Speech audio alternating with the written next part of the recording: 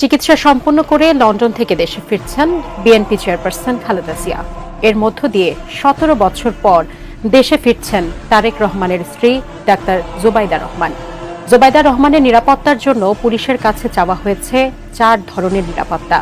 বিস্তারিত ইমতিয়াজ আলমের রিপোর্টে।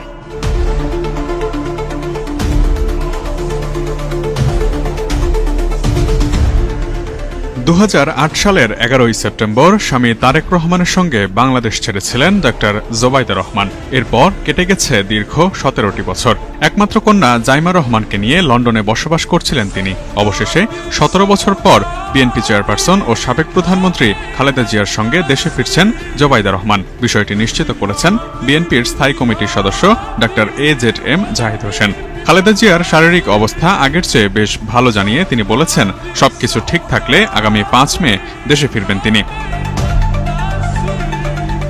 উন্নত চিকিৎসার জন্য গত ৮ ফেব্রুয়ারি লন্ডনে যান খালেদা জিয়া। সেখানে ১৭ দিন দ্য লন্ডন ক্লিনিকে চিকিৎসা শেষে বড় ছেলে তারেক রহমানের বাসায় থেকে চিকিৎসা গ্রহণ করেন। প্রায় ৪ মাস পর দেশে ফিরছেন তিনি। তার সঙ্গে দেশে ফিরবেন জোবাইদা রহমান ও আরাফাত রহমান কোকোর স্ত্রী সৈয়দা শারমিলা রহমানও। এরই মধ্যে সাবেক প্রধানমন্ত্রী ও বিএনপির চেয়ারপারসন খালেদা জিয়ার শারীরিক অবস্থা বিবেচনায় বিমানের লন্ডন সিলেট ঢাকার রুট পরিবর্তন করে লন্ডন ঢাকা সিলেট করার প্রস্তাব দেয় অন্তর্বর্তীকালীন সরকার ও বিমান কর্তৃপক্ষ। তবে প্রস্তাবটি খালেদা জিয়ার কাছে পৌঁছালে ওই বিমানের অন্যান্য সহযাত্রীদের ভোগান্তি এবং কষ্টের কথা বিবেচনা করে তিনি বিমান কর্তৃপক্ষের প্রস্তাবটি নাকচ করে দিয়ে ফ্লাইটের নিয়মিত রুটেই ঢাকা ফেরার ইচ্ছা পোষণ করেন।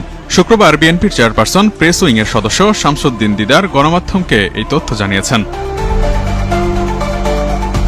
এদিকে দলের ভারপ্রাপ্ত চেয়ারম্যান তারেক রহমানের স্ত্রী জোবাইদা রহমানের নিরাপত্তা নিশ্চিত করতে পুলিশের মহাপরিদর্শককে চিঠি দিয়েছে বিএনপি। চিঠিতে তার বাসভবনের পাশাপাশি বাইরে চলাফেরার ক্ষেত্রেও গাড়িসহ পুলিশি নিরাপত্তা চাওয়া হয়েছে।